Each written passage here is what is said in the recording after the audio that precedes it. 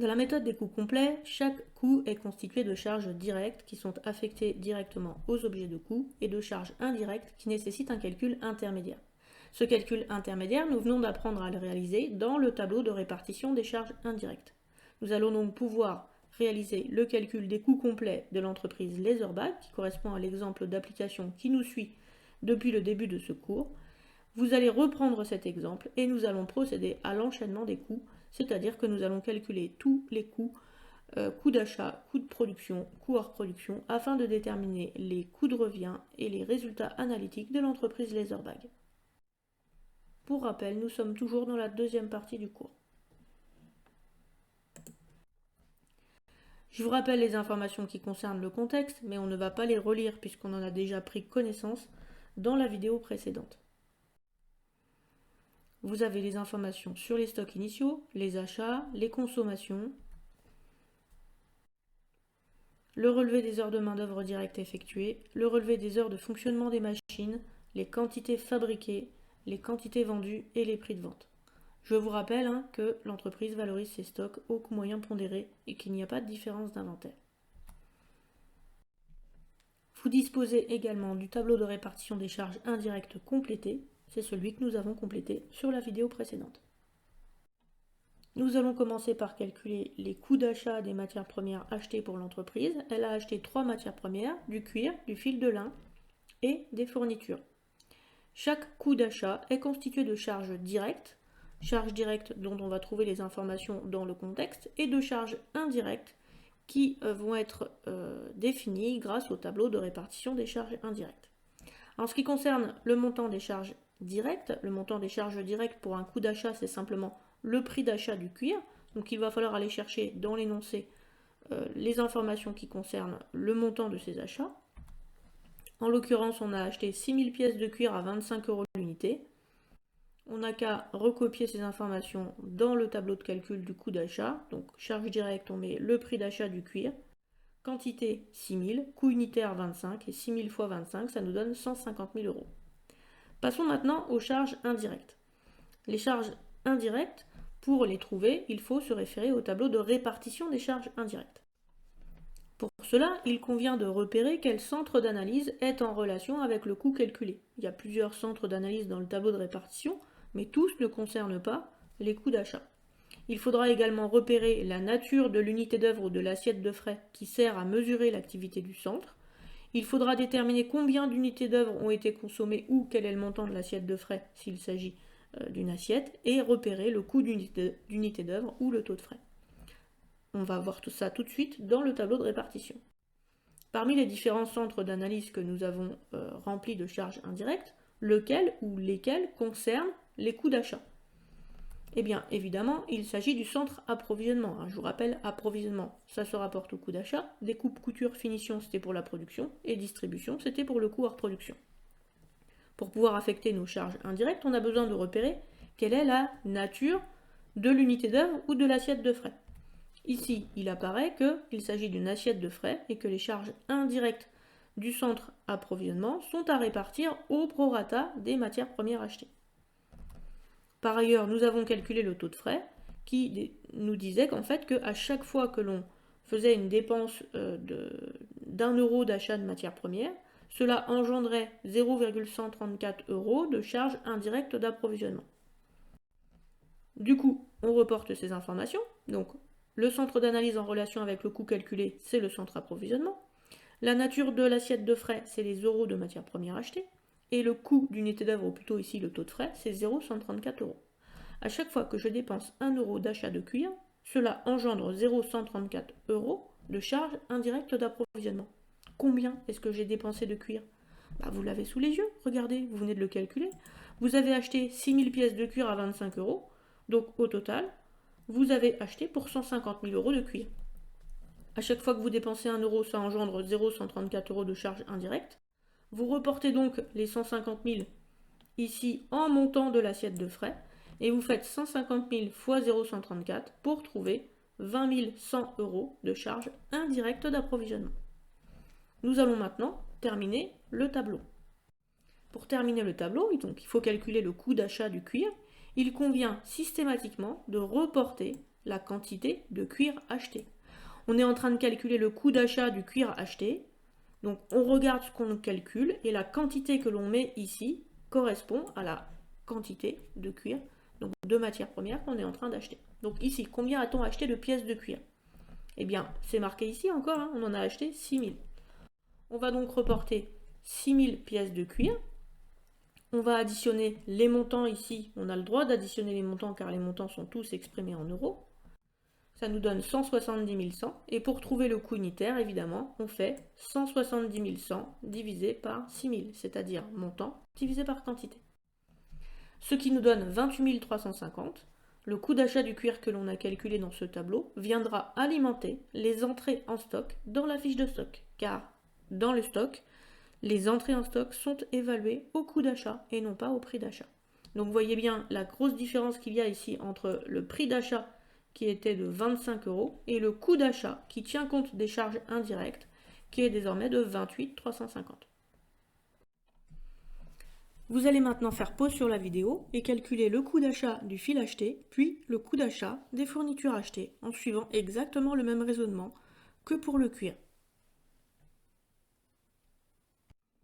Ah, j'en vois encore qui n'ont pas fait pause. Bah ouais, vous essayez d'aller vite. Vous dites, ouais, il faut que je remplisse les chiffres dans mes tableaux. Mais c'est pas ce qui m'intéresse. Moi, ce qui m'intéresse, c'est que vous fassiez les choses vous-même. Quand on est en cours, je vous laisse du temps pour faire les choses vous-même. Vous vous trompez et c'est comme ça que vous progressez. Donc essayez de calculer par vous-même le coût d'achat du fil et des fournitures au crayon de papier, vite fait. Et ensuite, regardez la correction. Mais ne faites pas la correction avant d'avoir réfléchi. Ça ne sert à rien sinon. Et vous n'y arriverez pas le jour de l'examen. Faites-moi confiance. Alors, en ce qui concerne le coût d'achat du fil, vous avez dû voir dans l'énoncé que l'on avait acheté 10 000 mètres de fil à 0,053 € l'unité. En faisant 10 000 fois 0,053, ça me donne 530 €. Pour le centre approvisionnement, je sais que ce qui mesure l'activité du centre, c'est les euros d'achat réalisés. J'ai donc ici une assiette de frais qui correspond à 530. Les 530, en fait, j'ai été les récupérer ici. Parce que dans cet exercice en particulier, ce qui mesure l'activité du centre, c'est les euros de matière achetée. Attention, hein, ce n'est pas toujours le montant qui est ici que l'on reporte en assiette de frais. Hein. Des fois, ça va être des kilos, des fois, ça va être le nombre d'éléments que vous avez achetés. Donc c'est vraiment lié à cet exercice que l'on reporte le 530 ici en assiette de frais. Et on multiplie toujours par 0,134, puisque 0,134, c'est ce qu'engendre chaque euro d'achat en charge indirecte. Pour terminer le tableau, vous reportez la quantité de fil acheté. Vous en avez acheté combien? Vous en avez acheté 10 000. Vous additionnez les montants à droite, ça vous donne 530 plus 71, soit 601. Et vous calculez votre coût unitaire, c'est-à-dire le coût unitaire d'un mètre de fil acheté, en faisant 601 divisé par 10 000. En arrondissant, ça vous donne 0,060. Vous faites la même chose après avec le coût d'achat des fournitures achetées, qui est également le coût d'achat des fournitures consommées, puisque si vous lisez bien le contexte, il n'y a pas de stock pour les fournitures. Vous avez acheté 3200 lots de fournitures à 60 centimes, ça vous fait 1920 €. Vous prenez votre 1920 € ici et vous le reportez en assiette de frais, car ce qui mesure l'activité du centre, c'est les euros de matière achetée. Vous multipliez toujours par le 0,134, ça vous donne 257. Vous reportez la quantité de lots de fourniture, vous en avez acheté 3200, donc on reporte 3200 au niveau ici de la quantité. On additionne les montants, ça donne 2177, et en faisant 2177 sur 3200, on trouve un coût unitaire de 0,68 pour chaque lot de fourniture. Ce 0,68, donc il incorpore un peu de charge directe et un peu de charge indirecte. Une fois qu'on a calculé nos coûts d'achat des différentes matières premières, on va pouvoir réaliser les fiches de stock. Fiches de stock, les deux éléments qui sont stockés, à savoir le cuir et le fil, ce qui va nous permettre de mettre en évidence le coût d'achat du cuir consommé et le coût d'achat du fil consommé. Pour remplir cette fiche de stock, on fait comme d'habitude. Dans un premier temps, on va reporter le montant du stock initial. Ce stock initial figure dans le contexte, il s'agit des données de l'entreprise. Dans votre contexte, donc vous avez le montant des stocks, on vous dit qu'il y a 500 pièces de cuir en stock pour un total de 13 850 €. Vous en déduisez le coût unitaire d'une pièce de cuir en stock en faisant 13 850 divisé par 500. Ensuite, il s'agit d'évaluer ce qui a alimenté le stock, c'est-à-dire ici, puisqu'on est sur une fiche de stock de matières premières, ce qui alimente les stocks de matières premières, ce sont les achats. Les entrées correspondent aux achats. Ces achats sont évalués au coût d'achat des matières premières achetées. Et bien ça tombe bien puisqu'on vient de le calculer, ce coût d'achat. Coût d'achat du cuir, on avait identifié qu'on avait acheté 6000 pièces de cuir pour un total de 170 100 euros. Et bien on va simplement se contenter de recopier cette dernière ligne qui va venir alimenter les entrées en stock. Voilà, donc vous recopiez et si possible, vous reportez également le code couleur pour bien montrer le lien avec le tableau précédent. Pour terminer la partie entrée de votre fiche de stock, il va falloir calculer votre coût moyen pondéré. Pour cela, vous allez calculer la somme des quantités en stock, la somme des montants en stock, et vous allez calculer votre coût moyen pondéré en faisant somme des montants divisé par somme des quantités. Ici, ça me donne 183 950 pour la somme des montants et 6500 pour la somme des quantités. En faisant le rapport entre les deux, j'obtiens un coût moyen pondéré de 28,3. Eh bien, c'est ce coût moyen pondéré qui va valoriser tout ce qu'il y a du côté de mes sorties de stock. Donc, je m'empresse de le recopier dans la partie droite. J'ai mis mon 28,3 partout. Il me reste à déterminer le montant de mes consommations et le montant de mon stock final. Pour déterminer le montant de mes consommations, j'ai besoin de savoir combien de pièces de cuir est-ce que j'ai consommé. C'est une information à laquelle j'ai déjà eu accès puisque je m'en suis servi, si vous vous rappelez bien, dans mon tableau de répartition des charges indirectes. En l'occurrence, il était noté que l'on avait consommé une pièce de cuir par sacoche small et 2 pièces de cuir par sacoche large. Et puisqu'on a produit 1000 sacoches small et 2200 sacoches larges, en faisant 1 fois 1000 plus 2 fois 2200, on obtient le total des consommations de cuir. En l'occurrence, il s'agit de 5400 pièces. Et en multipliant par le coût moyen pondéré, on trouve une sortie qui est valorisée à 152 820. On va pouvoir calculer le stock final. Comment est-ce qu'on calcule un stock final, rappelez-moi? Stock final égale stock initial plus les entrées, donc plus les achats. Ça fait 500 plus 6000, donc 6500. En fait, on peut prendre le total du stock disponible, moins les 5400 de sorties qui correspondent à des consommations. On a donc ici un stock final qui s'élève à 1100 pièces de cuir et en multipliant par 28,3, on trouve 31 130. On n'a plus qu'à recopier les totaux qui sont ici égaux de chaque côté puisqu'il n'y a pas de problème d'arrondi. On va passer maintenant à la deuxième fiche de stock. La deuxième fiche de stock concerne le fil puisque, rappelons-le, les fournitures ne sont pas stockées. Donc ici, comme tout à l'heure, vous allez devoir rechercher le stock initial dans votre énoncé, reporter le montant des achats, sachant que vous avez calculé plus haut le coût d'achat du fil acheté, calculer le coût moyen pondéré, déterminer le montant des consommations de fil pour la production de la période et en déduire le montant du stock final. Évidemment, je vous invite à faire pause à ce stade pour faire vous-même cette fiche de stock.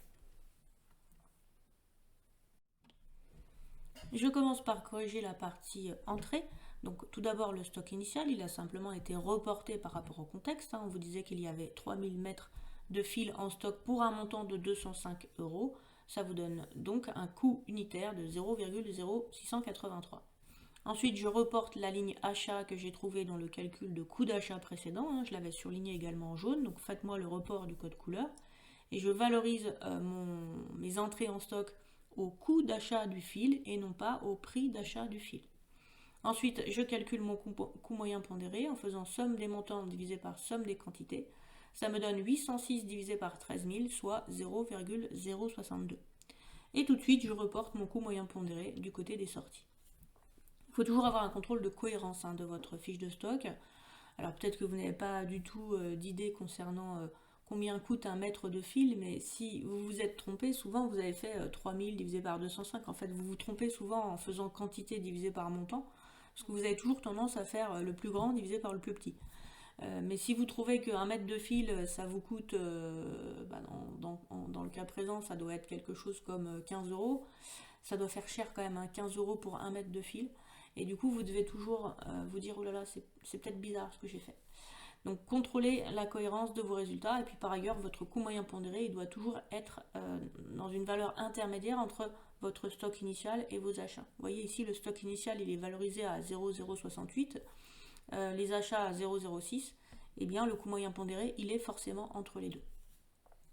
Donc ensuite pour continuer on va devoir calculer les consommations de fil. Vous aviez des informations sur le nombre de mètres de fil consommés par sacoche. Et il faut bien sûr vous servir également des quantités de sacoches produites.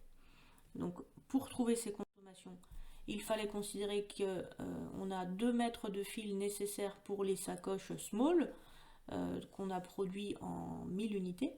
Et 3 mètres de fil sont nécessaires pour produire les sacoches larges qu'on a produit en 2200 unités. Il a donc fallu consommer 8600 mètres de fil pour pouvoir assurer la production. On va donc reporter ces 8600 mètres. Et je multiplie par le 0,062, ça me donne une sortie de stock qui est valorisée à 533,20. Ensuite, on calcule le stock final. Le stock final, c'est le total de ce qu'il y a dans le stock disponible, c'est-à-dire 13 000 moins les consommations. Et je trouve ainsi un stock final de 4400 unités que je multiplie là encore par 0,062. Il me reste à reporter la ligne totale. En l'occurrence, ici, j'ai bien 13 000 unités valorisées à 0,062, soit un total de 806 euros. Ensuite, puisque les matières premières sont consommées pour produire, eh bien, le coût qui vient juste après, c'est le coût de production des produits finis fabriqués. En l'occurrence, ici, le coût de production des sacoches fabriquées. Donc, vous voyez, comme chaque coût de la méthode des coûts complets par la méthode des centres d'analyse, chaque coût est constitué de charges directes et de charges indirectes. C'était déjà le cas dans le calcul des coûts d'achat. Et bien là, vous voyez, pour les coûts de production, on distingue encore une fois les deux. Alors, quelles sont les charges directes dans notre entreprise Laserbag? Eh bien, vous en avez de deux types, deux catégories. Évidemment, vous commencez toujours par les matières premières, puisque pour produire, il faut des matières premières. Donc, vous listez les 3 matières premières, le cuir, le fil et les fournitures. Tout ça est consommé, donc il va falloir déterminer le coût d'achat des matières premières consommées. Par ailleurs, dans les autres charges directes que l'on avait identifiées dans le contexte, il y avait également de la MOD, MOD signifiant main-d'œuvre directe. Il y a de la main-d'œuvre directe pour l'atelier découpe, couture et finition. Enfin, en ce qui concerne les charges indirectes, il faut ici imputer les charges indirectes qui sont liées au centre d'analyse de production. Il y a 3 centres d'analyse qui concernent les coûts de production. Il s'agit dans le cadre de cet exercice des centres découpe, couture et finition. Pour calculer le coût du cuir consommé qui va être affecté à chaque sacoche, il convient de se référer à la fiche de stock du cuir. En effet, dans la fiche de stock du cuir, du côté des sorties, vous avez fait apparaître des consommations pour 5400 unités. On a consommé 5400 pièces de cuir pour produire nos sacoches small et nos sacoches larges. Mais quelle quantité pour les sacoches small et quelle quantité pour les sacoches larges? Eh bien pour cela, on se réfère au détail des 5400. On sait que pour les sacoches small, il nous faut une pièce de cuir par sacoche, donc 1000 pièces de cuir. Et pour les sacoches larges, 2 pièces de cuir par sacoche produite, donc 4400 pièces de cuir. On va donc pouvoir faire notre répartition et ce cuir consommé va être valorisé à 28,3. Il est valorisé systématiquement au coût moyen pondéré que vous avez calculé dans votre fiche de stock. Vous n'avez plus qu'à faire vos multiplications, 1000 fois 28,3 et 4400 fois 28,3. On va maintenant faire la même chose avec le fil. Pour le fil consommé, même chose, vous allez dans la fiche de stock pour déterminer quelle quantité de fil a été consommée pour l'ensemble de votre production et vous allez décomposer cette quantité en quantité de fil consommé pour les sacoches small et quantité de fil consommé pour les sacoches larges. Et vous allez multiplier cette quantité par le coût moyen pondéré trouvé dans la fiche de stock. Dans la fiche de stock, vous avez mis en évidence une consommation totale de 8600 mètres de fil. La question qui se pose, c'est quelle quantité a été consommée pour les sacoches small et quelle quantité a été consommée pour les sacoches larges. Vous vous référez au détail du calcul des consommations de fil. Il faut 2 mètres de fil pour les sacoches small qu'on a produit en 1000 unités. ça nous fait 2000 mètres, et il nous faut 3 mètres de fil pour les sacoches larges, qui ont été produites en 2200 exemplaires. Ça fait 3 fois 2200, 6600 mètres. L'addition des deux nous donne bien 8600, donc on a bien une cohérence. On va simplement reporter ces quantités, que l'on va multiplier par le coût moyen pondéré trouvé dans la fiche de stock.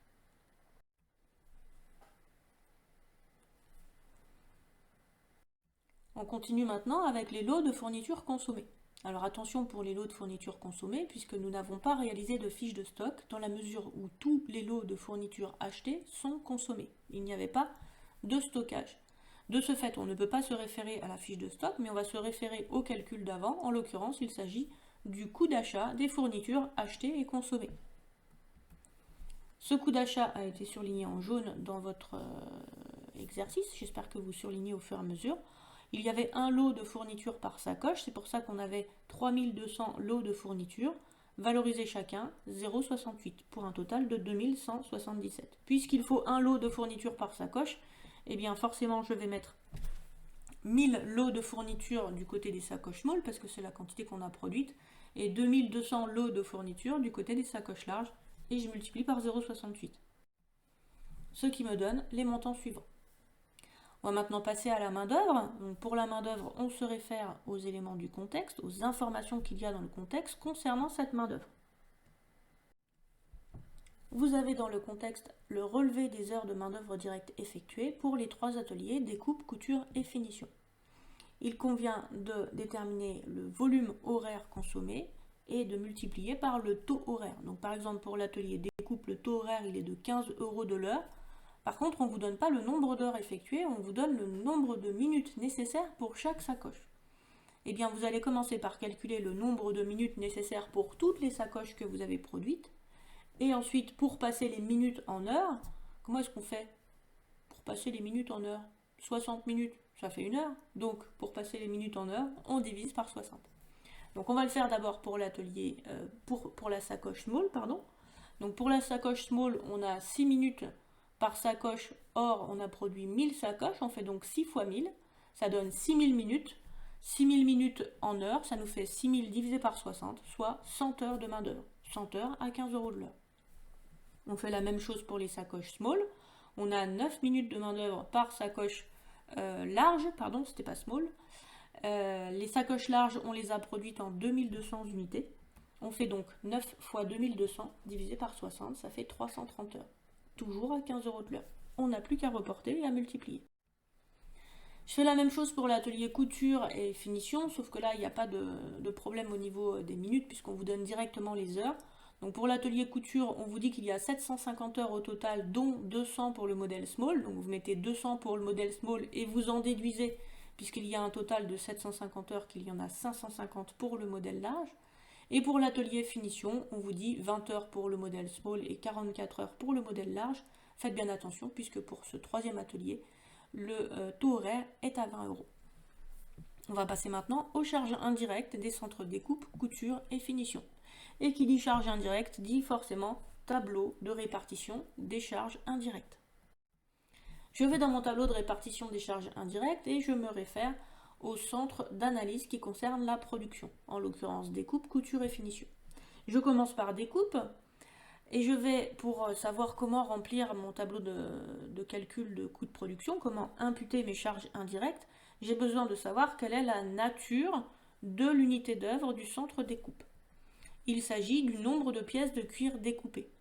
Et ensuite, j'ai besoin de savoir quel est le coût de l'unité d'œuvre. En l'occurrence ici, c'est 6,848. Ça veut dire qu'à chaque fois que l'entreprise a découpé une pièce de cuir, cela a engendré 6,848 € de charges indirectes de découpe. Vous allez donc devoir me déterminer combien de pièces de cuir vous avez découpées pour les sacoches small, combien de pièces de cuir vous avez découpées pour les sacoches larges, et vous allez multiplier ces montants par 6,848 pour imputer les charges indirectes. Si vous vous rappelez bien, on avait déjà rappelé le nombre de pièces de cuir consommées. Rappelez-vous, on s'était servi de cette information déjà là-haut. Donc je ne fais que recopier ici la quantité d'unités d'œuvre qui est la quantité de pièces de cuir. Et je multiplie par le coût de l'unité d'œuvre qui est de 6,848.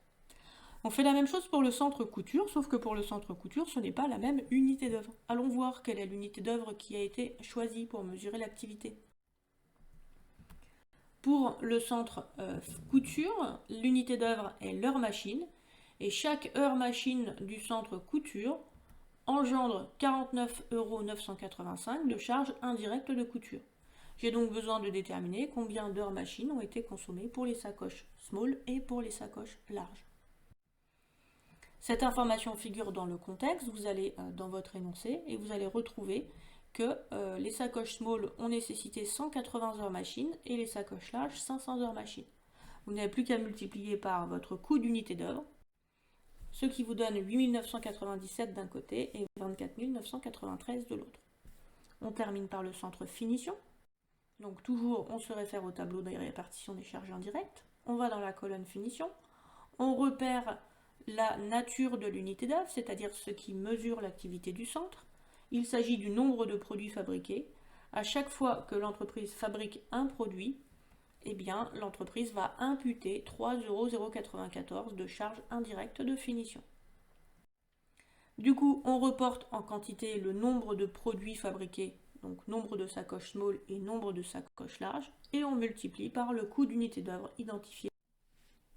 Donc on multiplie par 3,094 qui correspond au coût d'unité d'œuvre, et on trouve 3094 pour les sacoches small et 6807 pour les sacoches larges. Donc attention à ce stade, puisque dans votre polycopier, je vous avais avancé la correction des sacoches larges, mais j'ai fait une erreur en fait dans mon fichier Excel. Du coup, vous avez un montant de 12 890 au lieu des 6807 qui sont ici sur la correction. Et de fait, en fait, tous les calculs que j'ai fait après sont faux. C'est ça qui est rigolo, c'est qu'il va falloir enlever toutes les sommes préimprimées dans le polycopier. Donc du coup, je vais vous envoyer un autre polycopier pour rectifier. Donc on va quand même terminer le tableau. Donc pour terminer le tableau, on est en train de calculer un coût. On calcule un coût de quoi? Un coût de production. Donc la quantité que vous allez devoir reporter, c'est forcément la quantité de sacoches produites. Cette quantité, vous l'avez dans l'énoncé, vous l'avez déjà utilisée à plusieurs reprises. Il s'agit de 1000 pour les sacoches small et 2200 pour les sacoches larges. Ensuite, deuxième étape, vous allez additionner toutes les charges directes et indirectes de l'entreprise qui concernent la production. Donc attention, il y en a qui ont tendance à ne prendre que les charges indirectes. Il faut bien prendre toutes les sommes de la colonne, d'où l'intérêt de faire ces calculs sur Excel, puisque vous appliquez ici simplement une fonction somme et vous avez directement votre résultat. Ce qui me donne 52 943,70 pour les sacoches small et du coup 202 436,58 pour les sacoches larges. Donc, comme je vous le disais, dans votre polycopier, il faut modifier ces sommes. Ensuite, comment je fais pour trouver le coût de production unitaire? Un coût de production unitaire, c'est le coût de production global, donc le montant divisé par la quantité. Donc pour les sacoches small par exemple, je fais 52 943,70 divisé par 1000. Je fais la même chose de l'autre côté, ça me donne un coût de production unitaire qui est de 92,017 €. J'ai ici calculé ce qu'on appelle le coût de production des produits finis fabriqués, des sacoches fabriquées. Ce coût de production des produits finis fabriqués, je vais volontairement le surligner en vert car il va me servir pour la suite des calculs. En l'occurrence, ce coût de production correspond à la valorisation des entrées en stock de produits finis. On va donc passer à la réalisation de ces deux fiches de stock, puisque vous avez deux produits finis qui sont tous les deux stockés. Grâce à ces fiches de stock, nous allons pouvoir mettre en évidence le coût de production des sacoches vendues. On vient de calculer le coût de production des sacoches fabriquées, mais comme les sacoches fabriquées sont mélangées avec des éléments en stock, eh bien il s'agit de déterminer en moyenne à combien s'évalue le coût de production d'une sacoche que j'aurais vendue. Donc vous savez maintenant faire une fiche de stock, on va faire les deux en même temps. On va commencer par aller chercher dans l'énoncé l'état des stocks initiaux. Donc on vous dit que vous avez pour le modèle small 300 sacoches pour un montant de 17 860,30 et 150 sacoches pour un montant de 14 730,22 pour small et large. Vous reportez ces informations au niveau du stock initial. Bien évidemment, puisqu'on vous donne le montant global, vous retrouvez le coût unitaire de ce qu'il y a dans le stock initial en faisant montant divisé par quantité. Pour la ligne production, rien de plus simple, vous venez de calculer le coût de production des produits fabriqués. Vous allez donc simplement recopier la dernière ligne du tableau précédent. Autrement dit, cette dernière ligne, c'est celle que j'ai surlignée tout à l'heure en vert. Pour 1000 sacoches d'un côté et 2200 sacoches larges de l'autre côté. Alors évidemment, la première partie du tableau que vous avez... attendez, je sors mon stylet. La première partie du tableau, elle concernait les sacoches small, donc elle va venir alimenter ici la première fiche de stock. Et la deuxième partie ici va venir alimenter les sacoches larges. Et là, vous ne faites que recopier, hein, il n'y a pas de calcul à faire. Donc je recopie mes montants et je vais pouvoir calculer le coût moyen pondéré de ce qu'il y a dans chacun de mes stocks. Pour cela, vous additionnez les montants, vous additionnez les quantités et vous calculez votre coût moyen pondéré en faisant somme des montants divisé par somme des quantités. Ce qui vous donne 54 465 pour l'un et 92 411 pour l'autre. Somme que vous vous empressez de reporter du côté des sorties, puisque ce coût moyen pondéré va valoriser l'ensemble de vos sorties de stock. Ensuite, vous allez terminer votre fiche de stock. Donc pour la terminer, il va falloir déterminer quelles sont les quantités qui ont été prises dans le stock. Vous avez ici un stock de produits finis. Pourquoi est-ce qu'on prend les produits finis? Pour les vendre. Donc en fait, la quantité qui sort du stock, c'est la quantité vendue. Et cette quantité vendue va être valorisée au coût moyen pondéré que vous venez de calculer. Il s'agit en fait du coût de production des produits vendus que vous allez faire apparaître ici au niveau des sorties. Dans le contexte, les quantités vendues vous sont données, il faut simplement les recopier en quantité sortie. Et puis vous allez devoir calculer, pour terminer votre fiche de stock, le stock final. Donc le stock final, comme d'habitude, il s'agit de l'addition du stock initial qui est ici, donc 300 pour les fiches de stock small, plus la production, donc plus 1000. Autrement dit, j'aurais pu directement prendre le stock disponible, c'est-à-dire 1300, moins la quantité qui est vendue, 1200. Donc 1300 moins 1200, ça veut dire qu'il me reste 100 en stock final au niveau de mes fiches de stock small. Et pour les fiches de stock large, on a 2350 de stock disponible, moins 1800, ça nous donne 550 de stock disponible. Donc il vous reste ensuite à terminer votre fiche de stock, donc vous reportez les totaux qui sont égaux de chaque côté puisqu'il n'y a pas de différence d'inventaire et vous multipliez toutes les quantités dans les sorties par le coût moyen pondéré que vous aviez trouvé. Vous trouvez ainsi les montants suivants. Et donc ce qui m'intéresse ici dans cette fiche de stock particulièrement, c'est ce que j'ai surligné en orange. Il s'agit du coût de production des produits vendus. Pourquoi ça m'intéresse? Eh bien parce que c'est une des composantes principales du coût de revient. Donc pour calculer le coût de revient qui va venir juste après, je vais me resservir de cette information. Donc on passe au tableau de calcul du coût de revient qui, je vous rappelle, est un tableau qui additionne l'ensemble des charges relatives à un produit depuis sa phase d'approvisionnement en matières premières jusqu'à la phase de distribution du produit. Il correspond à l'addition du coût de production des produits vendus et du coût hors production des produits vendus, donc ici des sacoches vendues. Le coût hors production lui-même est un coût qui est calculé en additionnant normalement les charges directes et les charges indirectes. Mais dans le contexte de cette entreprise, il n'y a pas de charges directes. Il y aurait pu avoir des commissions de vendeurs, il y aurait pu avoir éventuellement des frais de publicité spécifiques à chaque sacoche, mais ce n'est pas le cas ici. Donc je n'ai repris que la composante indirecte, en l'occurrence le dernier centre d'analyse qui me reste, c'est le centre distribution. Donc on va commencer par le coût de production des sacoches vendues, rien de compliqué puisque vous venez de le calculer. En effet, quand vous reprenez vos fiches de stock précédentes, vous avez calculé le coût de production des sacoches small vendues qui apparaît du coup au niveau des sorties. Donc je l'ai surligné ici en orange. Vous allez prendre ces chiffres et vous allez simplement les recopier ici sur le tableau qu'on est en train de réaliser. De la même façon, vous prenez votre coût de production des produits vendus des sacoches larges et vous le recopiez ici au niveau des sacoches larges. Ok, donc pas de calcul à faire, ne vous amusez pas à recalculer 1200 x 54 465 puisqu'avec les arrondis que vous avez fait, vous n'allez peut-être pas trouver exactement le même montant, c'est juste de la recopie. Voilà, j'ai recopié ma première ligne. Maintenant, je vais passer aux charges indirectes du centre de distribution. Et qui dit charge indirecte dit forcément tableau de répartition des charges indirectes. Ce qui m'intéresse dans ce tableau de répartition des charges indirectes, on l'a dit, c'est le centre de distribution.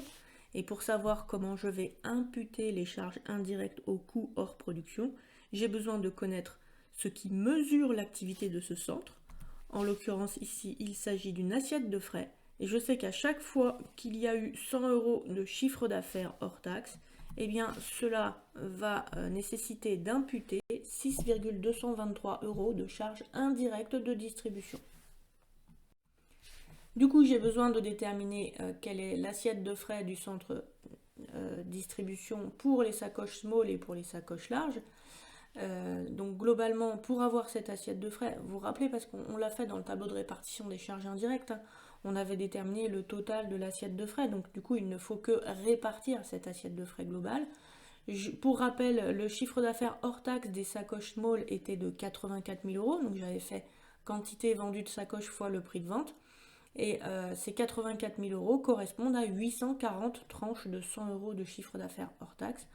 Donc je prends ces 840 et je les multiplie par 6,223. Je fais la même chose de l'autre côté, sauf que j'avais un chiffre d'affaires de 216 000 € pour les sacoches larges, ce qui me donne 2160 tranches de 100 € de chiffre d'affaires que je multiplie également par 6,223. Pour terminer mon tableau, j'ai besoin dans un premier temps de reporter la quantité. Alors quelle quantité est-ce que je reporte lorsque je calcule un coût de revient? Rappelez-vous, pour les coûts d'achat, la quantité que je reportais, c'était la quantité achetée.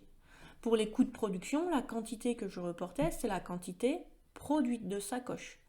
Pour le coût de revient, je raisonne sur des sacoches qui sont vendues, donc je vais reporter la quantité vendue de sacoches.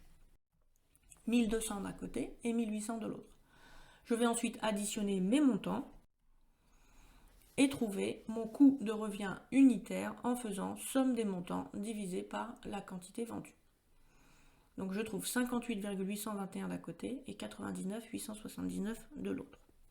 Ce coût de revient, je l'ai surligné tout de suite parce qu'il va me servir. À quoi ça sert un coût de revient? Eh bien, ça sert à déterminer le résultat analytique de l'entreprise. En effet, une entreprise, pour déterminer son résultat analytique, doit faire la différence entre son chiffre d'affaires et le coût de revient de ses produits finis vendus. Donc le chiffre d'affaires, pas de difficulté pour le trouver, vous allez simplement reporter la quantité vendue et le prix de vente. On avait trouvé 84 000 pour les sacoches small et 216 000 pour les sacoches larges. Évidemment, si vous ne vous rappelez plus d'où viennent ces chiffres, reprenez votre énoncé pour les retrouver. Le coût de revient des sacoches, vous allez simplement le recopier. Vous prenez la ligne du tableau précédent et vous la recopiez sans recalculer quoi que ce soit. Et pour terminer votre tableau, vous allez reporter votre quantité vendue. Donc attention, on ne s'amuse pas à soustraire les quantités. La quantité pour le résultat, c'est toujours la quantité vendue. Par contre, vos montants, là, il faut faire une soustraction. Vous faites chiffre d'affaires moins le coût de revient global. Et en faisant montant divisé par quantité ou prix de vente moins coût de revient unitaire, il y a deux façons de trouver le dernier montant, vous trouvez votre résultat analytique unitaire que l'on peut également appeler marge. Donc par exemple, juste une illustration pour le 11,179. Pour le trouver, soit vous faites 13 415 divisé par 1200, soit vous faites 70 moins le coût de revient unitaire. Ici, vous avez le droit de faire ça puisque vous avez des quantités qui sont homogènes. Donc mathématiquement, c'est tout à fait possible. Une fois que vous avez votre résultat analytique, vous devez répondre à la question que vous posait Madame Ducuir tout au début du contexte. En effet, Madame Ducuir, qui était gérante de l'entreprise, contrôleur de gestion, je ne sais plus ce que j'avais dit, vous demandait si l'entreprise atteignait un taux de profitabilité de 20%. Vous vous rappelez comment on calcule un taux de profitabilité? C'est le rapport entre le profit obtenu et l'activité qui a permis d'obtenir ce profit. Donc ici, on peut raisonner soit au niveau unitaire, on va le faire avec un surligneur. Donc si je raisonne au niveau unitaire pour les sacoches small, le profit unitaire, donc la marge réalisée par chaque sacoche vendue, c'est dur à dire ça, est de 1179 que vous rapportez à 70 €. Donc vous faites 1179 divisé par 70, ou alors 13 415,14 divisé par 84 000, et vous trouvez un taux de profitabilité de 16%. Faites la même chose pour les sacoches larges et vous trouvez 16,8%. Donc des taux de profitabilité, somme toute, qui sont plutôt similaires. 16%, c'est pas 20%. Donc les objectifs que Madame Ducuir vous demandait d'atteindre ne sont pas atteints. Du coup, pour envisager d'avoir une profitabilité supérieure, on peut envisager de modifier le prix de vente avec tous les risques que ça comporte. C'est quoi le risque de modifier le prix de vente? Bah, évidemment, si vous voulez une profitabilité supérieure, votre prix de vente il va être supérieur à 70. Donc, de fait, lorsque vous augmentez le prix de vente, eh bien, votre demande risque de diminuer. Mais c'est pas grave, on va quand même faire cette simulation. En l'occurrence, il convient de faire une petite démonstration que l'on a déjà fait dans 2 cas précédents, donc je ne vais pas vous refaire la démonstration complète. Mais sachez que si vous voulez obtenir une profitabilité de 20%, eh bien le nouveau prix de vente des sacoches Maul devra être égal à coût de revient divisé par 1 moins 20%. Donc il devra passer de 70 à 73,53.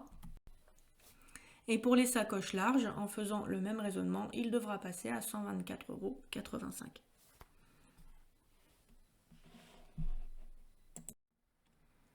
Vous vous êtes dit, bon bah ça y est, c'est fini. Eh ben non, c'est pas fini. Il y a encore une vidéo.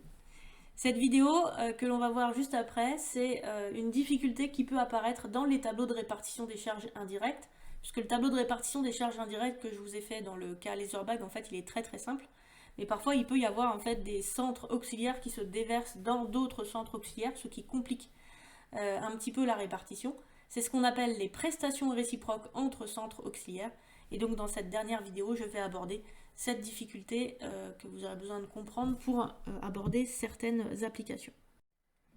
Alors je vous invite à aller boire un petit coup pour faire une petite pause avant la dernière vidéo. Mettez cette vidéo dans vos favoris parce que je pense que vous aurez besoin de reprendre l'explication de l'enchaînement des coups. Et n'hésitez surtout pas à me poser vos questions dans les commentaires. Ou à faire des compliments aussi, hein, parce que j'aime bien les compliments. Allez, à tout de suite dans la prochaine vidéo.